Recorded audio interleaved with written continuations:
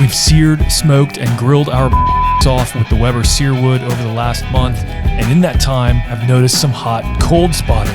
What's interesting is these melted right away. This one's almost melted, but over here, they're taking longer. So this might be your hot spot right near the pellets? That's definitely the hot spot. So we busted out the thermal camera to get a definitive look at the hot and cold zones on this rig. Let's check it out. Basement.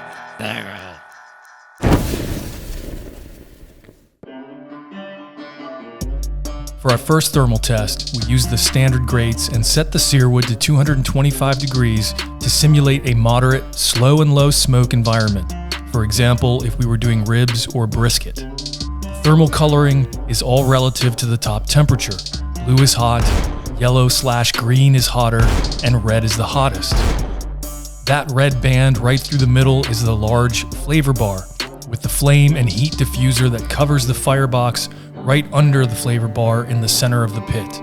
No surprise to see that the flavor bar is the hottest thing in there.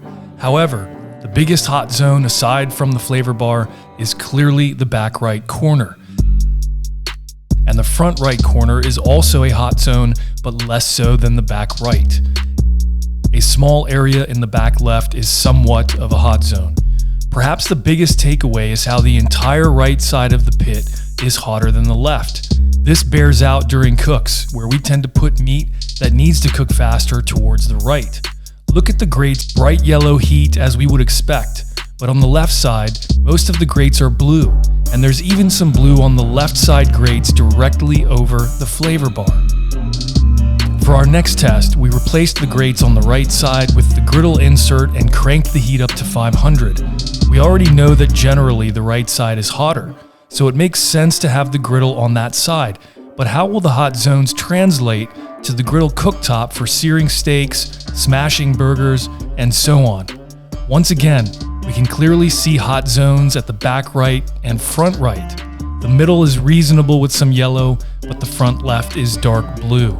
We plotted temperature points with the thermal camera, and you can see that the difference between the back right, the middle, and the front left is significant, with an almost 63-degree difference between the back right and the front left of the griddle insert. Clearly there are significant temperature variations in this pit, but now that you know where they are, you should be able to use them to your advantage. Make sure to hit us up in the comments if you have any thoughts or questions. Cheers. Basement.